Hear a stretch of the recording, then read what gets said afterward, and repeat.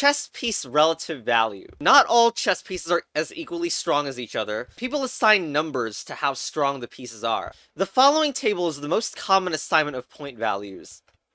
0, 6, 10, 12, and 21. Wait, what? But in the Spaghetti Monsters chess variant where there's like 400 pieces, the bishop's colossus for some reason closer to the rook than the knight, when these should be equal. Okay, so if you don't actually know about classic chess, the real values in classic chess are that knight and bishop, most importantly, are supposed to be equal. Well, this ties back to the developer of the game, the Spaghetti Monster, and complaints about blind spots. So that is reason one as to why knight has a lower value.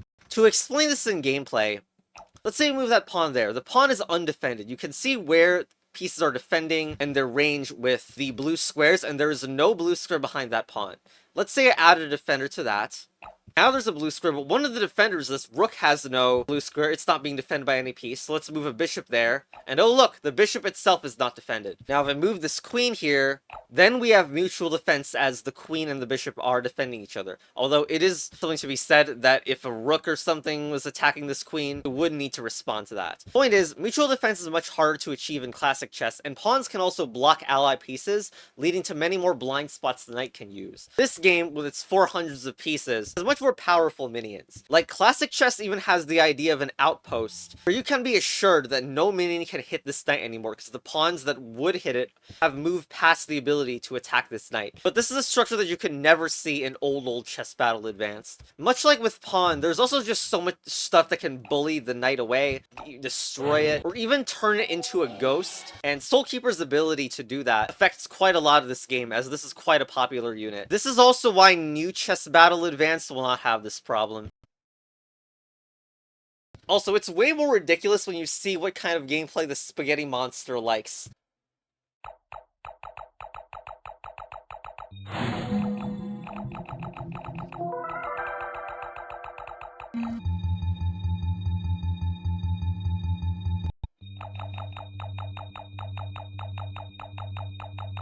Okay, maybe that's an exaggeration, but just you wait until I find the energy to make that video about the real problems with this game, because OldCBA suffers from stally gameplay in other significant ways that are basically equivalent to that. Anyway, the reason number 2 for knight having lower value, which is far less significant, honestly, in regular chess, you get to enjoy those sweet knight forks of pieces, right? So any piece that's made with knight attack of its own decreases that ability.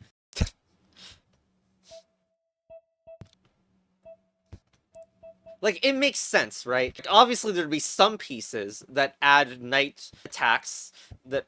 It's just, like, part of the design space. But there are far more knight-likes than bishop-likes in the game. It just contributes to the decreased value of knight when there are these expensive pieces that can't get forked by knight. You know, back when the game first launched, knight and bishop were actually 7 and 8, which is insane that it got this far apart. There was even an update where knight got buffed to 5 cost for some reason. Real 4 IQ there. Beyond that, I'm not sure if I have anything that special to say about the knight. The win rates match with, I think, the most obvious intuition, which is the base is the best version, and knight++ follows behind a lot, but is the second best tier. Notice also the costing. Like, this goes from cost 6 to 8, which is +2, but then the next one is also +2. But the first one gains moves, and the next one gains attacks on the same spot. And there's no way that moves are as good as attacks. Obviously, it's going to be hard to set up a good defense with a piece that has lots of blind spots everywhere. And there's also a 4-cost minion called Drake that makes you wonder about Knight's exact body. Like, this thing is 8 attacks and 8 moves, which is the freaking exact same as Knight, which has 8 attacks and 8 moves. But Drake costs 4 and Knight costs 6. So I guess we can say that Knight also got power creep. Also, I put Royal Guard++ in here because it is an incredible staple. It also has 8 attacks, 8 moves, although it even has more than 8 moves due to its special ability. One thing that I might have to do a more specific discussion on later is, like, you play Knight because you want a fork, right? Because you're obviously not getting its value in pure attack and defense. So for example, this is a fork because this is a value 6 that is attacking value 8s or higher. Like, in this situation, it's attacking 8s. But notice instead, if it was the knight plus doing that, there is no fork because they're for equal value. So a unit costing higher can ruin its trading value, and you barely even have to think about that in classic chess. Like, the way upgrading makes it worse. Like, now these are down trades if I'm talking about the knight plus plus, which, you know, has value 10. And the flip side is, of course, that there are some even more expensive units like this thing, which has a very threatening free kill. So a piece like the Knight plus plus plus is more able to easily annoy it, which is, by the way, a strategy you can use for the Knight plus plus as well. Now, this is not even really the piece. Like, it can only do repetition. It's not even threatening it that hard. Like, bullying these ranger type units and stuff with a powerful ability and you want to get rid of it or zone it out, so use the knight plus plus or plus plus plus. This is the best use case, and it sucks still. Like, this 8 cost unit, which has block, is literally better at doing that. And, like, it actually threatens really hard. And that is the actual thing that dominates that piece.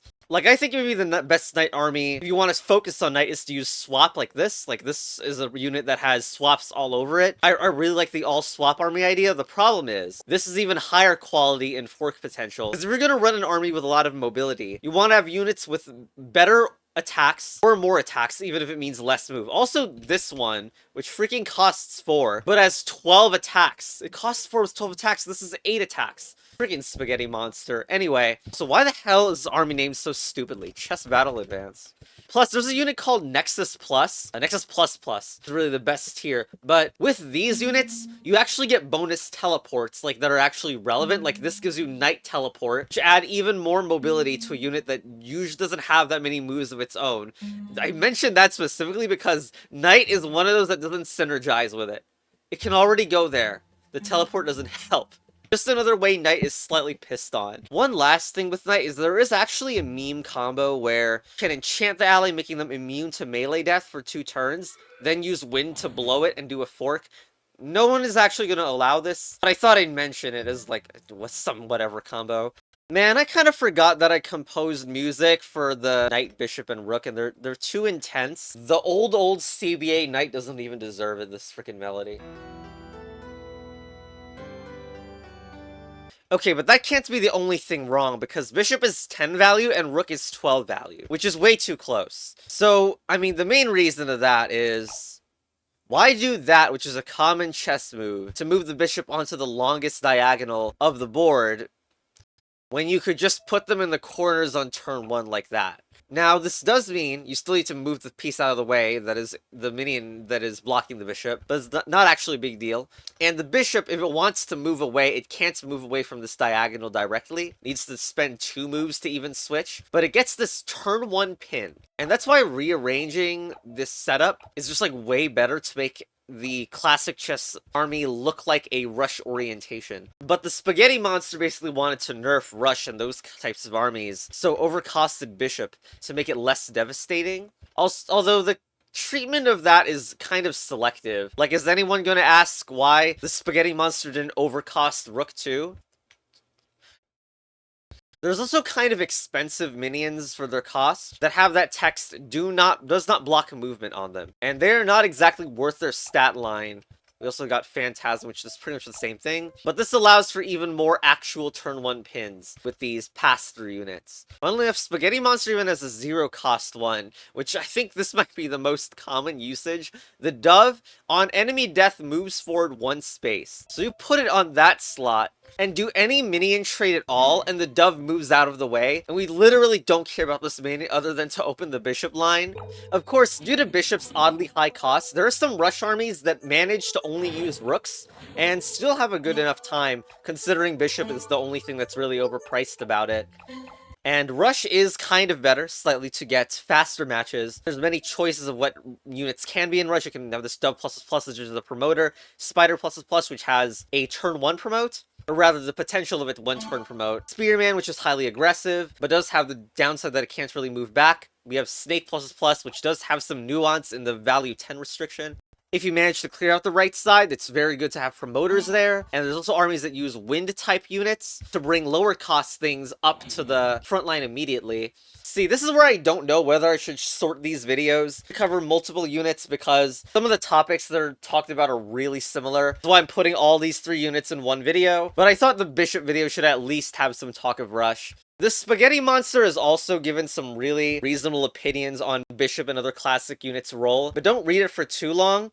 Otherwise, you might be hypnotized into believing this is a good designer who didn't make like 8 horrible disaster updates of overpowered units in a row.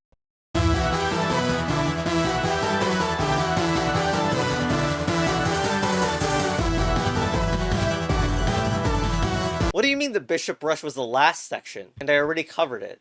Alright, fine, let's bring up the upgrades and win rate instead. So Bishop's upgrade path used to look like this with the 8 cost and very, very disappointing upgrades that didn't excite anyone. So immediately, Bishop got cost +1.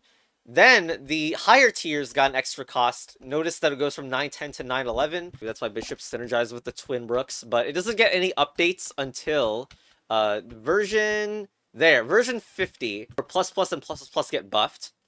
But then, like, after so many years of playing, Bishop base gets cost +1 to cost 10, and then suddenly, the Bishop Plus, it's like, why wouldn't you just use the Bishop Plus? It gains 4 moves for 1, and it breaks its color boundness. Because without swap, the Bishop is stuck on the same color that it started on, like, it's always going to be on a dark square. It's also funny how the Knight always travels to an opposite color square. It really likes contrast with the Bishop. Another thing more appreciated in OldCBA, in other words, regular chess. So immediately after that update, Bishop Plus also gets to cost 12, so it's +2 cost to gain only 4 moves now. Honestly, I'm not even sure what metrics I should score Bishop on, because it has bad trades, it has bad defense, but you want it for control, which is not directly attack sometimes, but it is one of very few long-range units, and so the amount of squares that it controls, of course including the squares that it's pinning, cannot be easily dislodged. Now, something that could dislodge it is if something really threatening like a Soul Keeper comes in and tries to attack the Bishop section, and often that A2 minion is too far away to actually go at the very opposite side of the attack, so it's usually either a promoter or it's like a shieldsman or some other defense, or you could just use like a rook or something to prevent that sort of thing. But I would believe that the Bishop ++ cannot get as much use out of its extra move squares. I know that random pieces can attack in the Bishop's blind spot, so to even use these move squares effectively means you need control of this region. But it's much harder to defend a Bishop that's there, instead of one in the corner if there's minions and other pieces around to help. The Bishop being more cramped early on probably means that these extra moves will be helpful more often in endgame than earlier on. And I mean, these upgrades aren't giving any attacks, so this tradability gets worse. And that boringness is probably why the use rate for Bishop ++ and +++ are so low, that the stats are very affected by statistical deviation. Another thing to think about with the Bishop Rook army is that, especially for a specific type of build called Hoplite, which is the minion where when you move it, all adjacent ally Hoplites also move in that direction. So that really brings a lot of the minions off immediately. The minions are super split apart, and there's not much king defense. The king is already attacked. So that's why there's a piece that basically revives into the king on kill to deal with the complete lack of king defense in a Bishop Rook army that is using all of its minions effectively. And again, note that these things are not doing all that well defensively. They're only really defending like a single thing at a time. Do have really impressive board control. Another thing is that, in general, rush armies die to specific counters. Units that are really annoying for rushes to deal with. This is Lilith, we've seen that before in the pawn video, where despite only being value 4, it can charm enemy minion, and it's an obvious counter for obvious reasons. So that's why the player is willing to trade, like, this, I would have done a bishop example, but Rook just works just as well. Unless the player wants to stall the whole match, this trade is actually what needs to happen. It looks absolutely ridiculous, but look, it's gonna win the game, as the army is capable of breaking through. Kings both get taken, but this is actually fine. Yeah, anyway, black loses there. So yeah, and it would be more ideal to trade the bishop away, but in that particular army, the rook was the only thing that actually could do that. Sorry for showing so many different kinds of replays. Just there's so many different ways to build the minions. This one is much more greedy. There's almost no defense on the third row. We have the tactic where the dove can swap with the bishop here. Apprentice can also make this bishop swap, which is another reason that bishop +1 may not be as good, because swappers can perform the role of bishop +1's extra move. But anyway, here we have that spider that intentionally moves out of the way and sacrifices itself just to open the rook line, which is like a legitimate strategy there. And because the opponent's defense is actually so weak there, it actually, like, very easily goes through this. Bishop is spent, it's traded intentionally, there we go. And the promoters, like, this is an army that is very much rewarded for having so many promoters instead of attacking minions, as the princess comes in here, that promotes to a queen ++. And it promotes there. The vampire is also just in time to promote, but doesn't even matter. And yeah. Also, there's some units that create other units on demand. If you're playing against one of these, you should maybe give up on the idea of a successful rush. Maybe you should stall the game or something, because being able to create other units is going to cause it to be basically impossible to break through. You could maybe try to use some free kill units to try to get rid of them, but is very biased against you. Also, there's units like Dryad. This is not actually a unit that does anything, but it still blocks the way. Same thing with Earth Elemental, that also blocks the way, and it's immune to the magic stuff. This is kind of why rush is kind of annoying, because armies kind of have to respond to it by making sure both sides are not vulnerable to the rush, but the bishop rook rush is not actually viable enough competitively due to the chances that it gets nuanced by a unit like this. I'm not sure anyone has really mastered the stupid art of rush to stall, but it's a major problem with OldOldCBA, and you can try to make a pivot army. It's not really been that successful, because bishop and rook are mediocre defensive units, but you can try that. That's a tactic. Also, in the past, there was an army that used the bishops that go across both diagonals like this, and it was honestly never competitively viable. You just split your army across too many different attack lines instead of pointing them in the same direction, but it was fun. You had a piece called NullMage that makes an enemy nulled, which means it can no longer block movement and their value becomes 0. The no longer block movement is fun, and that was the synergy people were trying to make work, but really, their value becomes 0 was the most important part, and no one really uses it for this anymore. But you can see some games where we attempt to make that work, and by we, I mean like the early players of NullMage. There's also a future nerf to NullMage that's gonna come, as it greatly nuances the things, such as this fire elemental, which destroys itself when it reaches 0 value. So this made this game a lot more nuanced. So of course the idea is that you want to use the NullMage to try to go for the enemy king. Not even the most reliable thing, like it really is not very reliable. And in this particular army iteration, it makes your king really weak all the time. And see the null being used here. An attempted princess promotion as well, and greed ++ goes. Why am I showing these? I don't know. Maybe it's because it's stall related, because it's using NullMage. But really, I'm just going to try to convince you, because it is true, that you shouldn't make an army that's going bishop on both sides with the rook behind. It doesn't work at all, but you can enjoy watching the meme replay anyway. Yeah, I guess I shouldn't have skipped through that replay so much. It's just that this mirror match with NullMage is actually just really uncommon, because these types of armies have fallen out of favor, and just the best armies with NullMage don't actually involve the long range very much at all. And the best synergy with the NullMage is actually stall pieces, so we got a rook trade and a bishop trading for a rook, and then an easy queen going for the king there. Wow, this video is poorly paced, because the things I will talk about with Rook are so overlapping with the things with Bishop. Blah!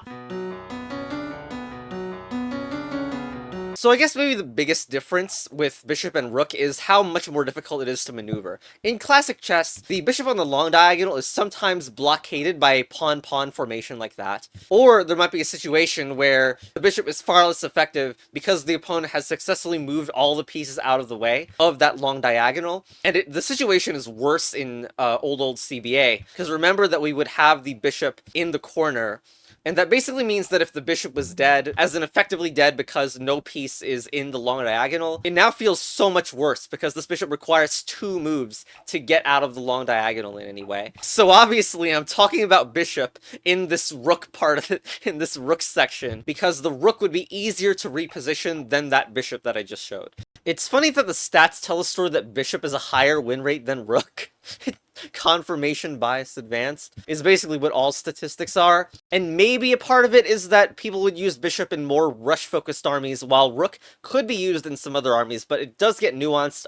Like rush already gets kind of nuanced by dryad nonsense and earth elemental and lich. So if you're going to use rook as a vanilla unit in a non-rush army, you're going to feel the pain from these units a little bit more. Like, it's not the worst thing, because having a turn 1 pin is very nice, and if you're playing a less rush-focused army, having that pin that can also reposition is also nice. I have not given it any rating in early, mid-game, end-game, because it really has, like, purpose in all of them. Early game, having the turn 1 pin with rushes, mid-game, it's still fine, and end-game can then use its openness on the board more. Now, here's the thing with bishop and rook that is kind of bad. There are units in the game that you could reasonably call short rooks, like air elemental, mage tower. It also feels like a rook a lot of the time, but it costs way less. And there's also units you could reasonably call short bishops or short queens. And short units have more to gain from a position change than a rook. Like, a rook having far range is completely fine with staying at the back row, but it also means there's less room for improvement in the position. While short range units like the Berserker can be improved by moving it,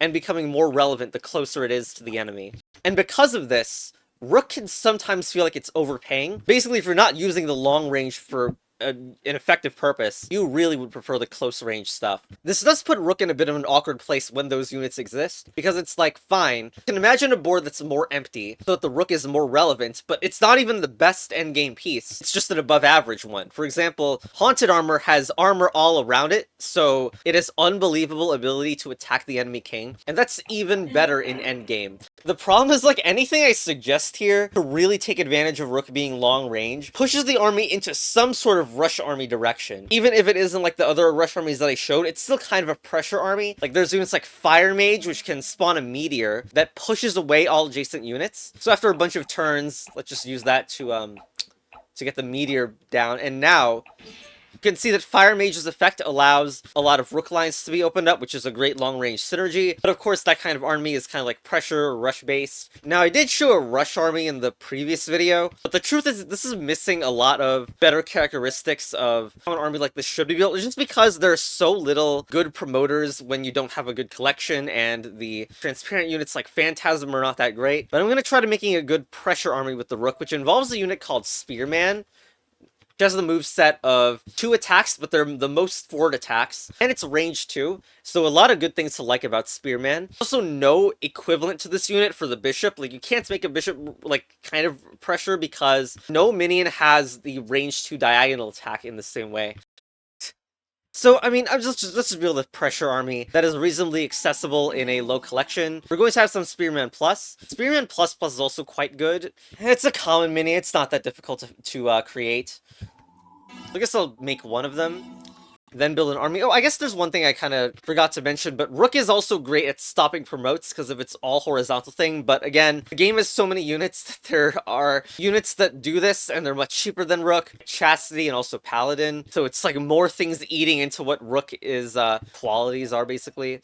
Anyway, let's build that pressure army now. So we're gonna use some premium minions around this row, and use the famous Chastity Cage, since the right side will be all pressure. This side will be using Spearman. We could probably even go for an air elemental. Something like this. Though this does arguably push it more in the rush direction still. Have a rook here. The idea with it being a pressure army instead of a necessarily rush army would be it's like a little easier to pivot from the right side in case the right side's being blocked. Like, the reason that I would call this a pressure army, not a rush one, is, well, first of all, we don't have the bishop, so we're not as focused on the turn 1, even though we happen to have wind push. And so the army also has a better matchup against defense that is really hard on the side we're attacking, because we could try to move our attack to the left. So you could have the Spearman chain, which is a pretty common thing to do. Here we have an uptrade. This is a value 6, but our Spearman is value 2, so we take it. We also have another uptrade here. Now that the knight has moved away, we can set this up. This is only defended by that skeleton. Now we could take an uptrade here, or we could continue to stack Spearman on it, which we can, because that is also defended by our Rook.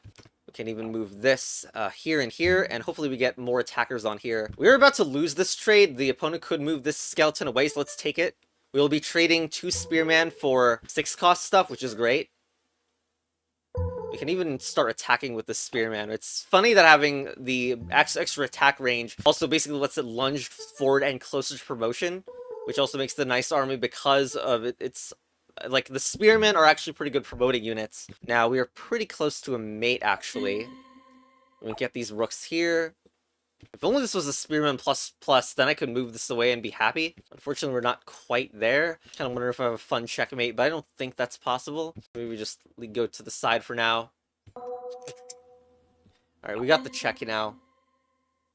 Now, if I had more Spearman plus, which would be actually better, then it would be so much better for attacking. This queen is right now blocked. I should have moved that Spearman left, actually, so this queen would not be blocked when it's doing that. The situation would be a lot less dumb if I had Spearman pluses, more of those.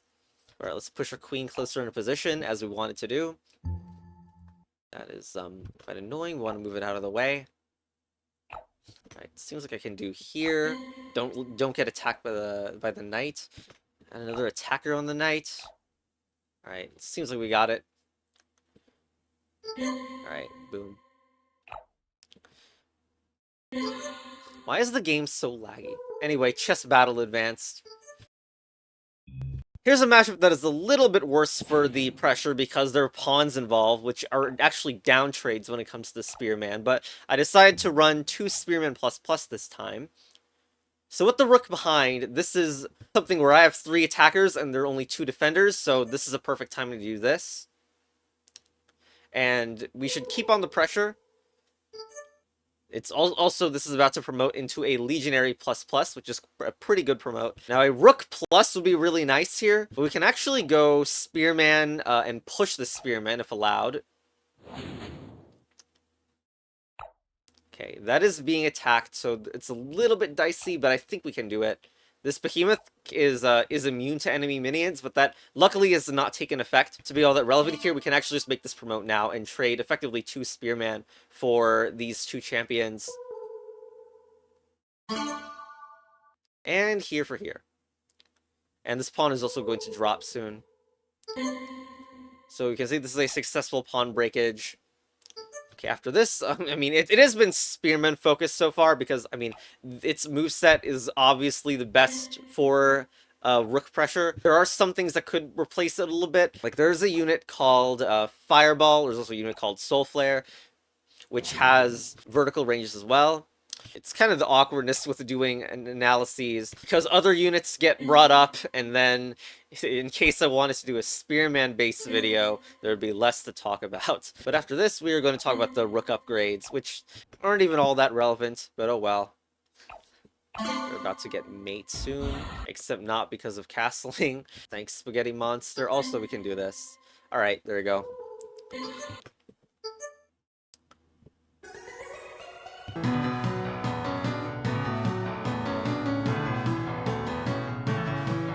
So Rook's Upgrade adds these diagonal moves to it, which work well for Rook doubling. In one of the matches, you could definitely see when it was really good to want to be able to double your Rooks. It's a competitive tier, and I just like the first upgrade of the Rook and the Bishop, being contrasting but also complementary, and how cool is that the small change to both of the Rook plus and the Bishop of adding this move changes the play experience of it. Like, one unique thing with it is that notice with the regular Rook moveset can only do pins, but not forks, because whenever you move it somewhere, like if I do this, it was already attacking the vertical column, so it only changed in its horizontal moves. But with this move, it's actually possible to make an endgame fork with it, because it's getting new targets in both the vertical and the horizontal directions. Now, the Rook to plus upgrade, I mean, first of all, classic chess unit getting teleport is very unchess-like of you. No Bishop also has it, but anyway, it's +1 cost for 4 teleports, when some other units have 1 cost for 8 teleports, so they're already a little bit thunk-worthy. how worth it this teleport is. So this plus plus, I think it's notably worse than the upgrade from base to plus. Yes, you can teleport past the minion line. I don't think it's as good. It's still playable. There's also the meme where if you're making a hoplite army, which is a minion that can also move other hoplites with it, if your opponent is planning to do a Soul Keeper, which has a very threatening attack ability, you can put the Rook there, which has come into play in some matchups, as silly as it seems, to prevent that Soul Keeper from coming in there. I did mention that in the pawn video as well, but the teleporting over the minion line, not really that relevant, as one of the short Rooks also has a teleport. You could also just tell by the usage of, like, both Bishop plus plus and pluses plus and Rook plus plus and pluses plus that people are not interested in Rook plus plus. It's not a very appealing design to people, and Rook plus plus pluses usage all the way down at 24. Rook plus plus plus is so unpopular. So the statistics are like over like 4 years, so this means that someone wants to use Rook plus plus once every 2 months. I mean, here's what it looks like. You know, gaining 8 swaps for 1 cost is actually above rate, but they're not attack swaps, so it's a little bit worse. Thanks to a nuance I have not explained yet in this series. Just like, Spaghetti Monsters freaking added swaps, like, as usual, swap fetish. I swear, the Spaghetti Monster is like running propaganda and trying to convince people that the Rook plus plus is good. With these ridiculous scenarios where for some reason, you would want to swap a minion to the back row. You have this 15 cost thing that doesn't trade well, and you're swapping your minions back to the back line in your rush or something. Spaghetti Monster doesn't play the game. The Spaghetti Monster's like, nobody has used it enough. I guess nobody also includes the Spaghetti Monster itself. Why does the Spaghetti Monster do this? Anyway, that's why the analysis is just lol. So I think that about covers it for the Knight, Bishop, and Rook video. The Queen is actually interesting enough to get its own leitmotif. I mean, its own video. Honestly, I don't even know what order I'll do the videos in after the Queen one, or if the next one even be an analysis. I mean, what I really want to do is the one that mocks the Spaghetti Monster for making so many unbalanced updates, and also the Spaghetti Monster's crypto addiction. Or whatever the hell, goodbye.